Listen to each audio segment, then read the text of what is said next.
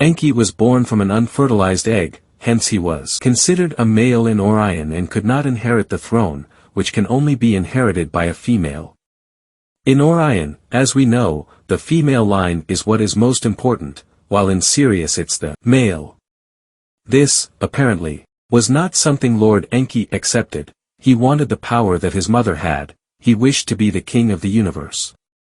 Lord Enki knew that he couldn't do much about his situation as long as he stayed in Orion, so he sided with the rebels and even married a Syrian female. The battle we hear about between Enlil and Enki in the old scriptures and from interpreters thereof, is simply a power struggle between the two stepbrothers, as of whom should inherit the throne. Not the throne of Sirius as much as the throne of the universe. Who is going to get the title, King of the Ka, when the mother goddess is destroyed? And what about Anu? Well, there is a reason he keeps his two sons away from Sirius and let them play out their drama on Earth or elsewhere, as long as they are far away from him and therefore can't overthrow him easily. King Anu needs them to fulfill the goal of the Syrian overlords, but Anu doesn't have any plans to let go of his own power. This power struggle continues up to this day, but has for hundreds of years now been played out elsewhere, probably in another, by Syrians occupied star system. However, the gods are coming back. Sami, by some called Woodworm, is returning, and with her, many of the gods from the Parthenon. I was listening to a Pleiadian CD a month ago or so, where someone asked them where the gods were, and where they have roamed since they left. The Pleiadians told the person that some of the gods never left, and those who did, just took a nap, but will return. What they mean is that time is irrelevant for them and the time they've been gone is like a blink of an eye for them. But why did they leave at all? From information I have gathered from different places, it looks like they had business to attend elsewhere, and also, they had to let things play out down here. They wanted an industrial revolution, which they got, and a development of technology, enough so that the gods feel comfortable when they return to create a machine world. This time, the enslavement will be much more solid and definite. I can't stress enough that we are standing at the crossroads, a fork in the road, and the decisions we decide to take will stay with us for a very long time, in our terms. Again, for the gods, it's just a blink of an eye. But we are getting ahead of ourselves.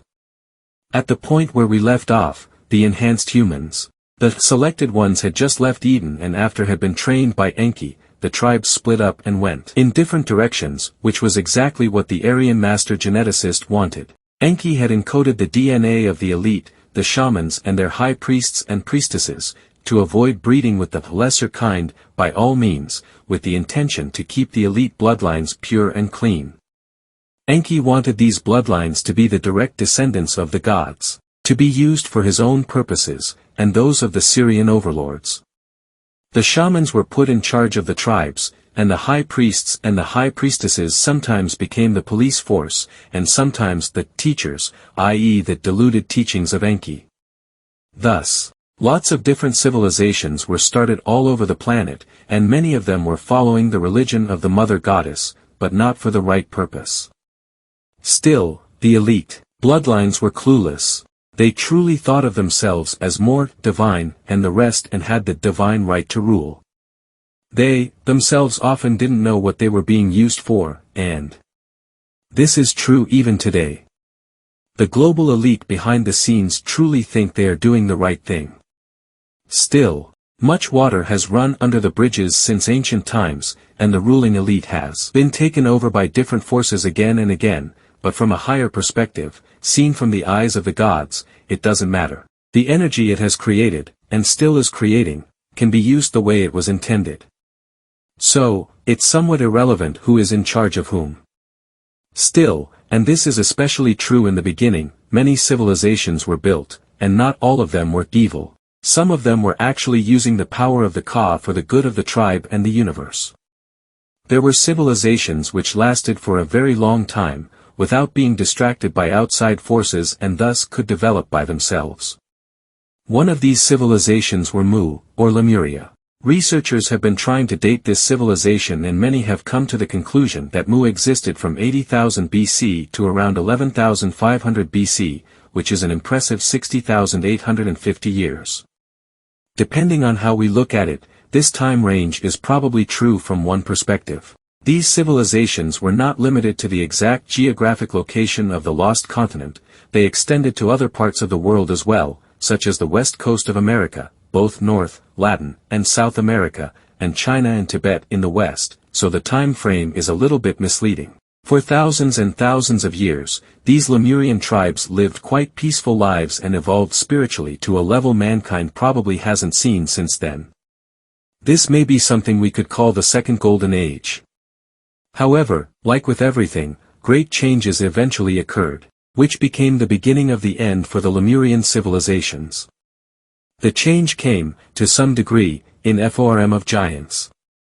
Who were these giants who all of a sudden started walking around in quantities all around the earth, and who influenced the Lemurians, both in positive and negative ways? In the long run, their influence led to the decline, and eventually the destruction, of the continent of Mu. In the next paper we will see how the Lemurian civilizations developed and declined without the direct influence of neither Lord Enlil or Lord Enki, whom I from here on will call Lord Ea, a name which by some researchers also is said to mean, bringer of knowledge.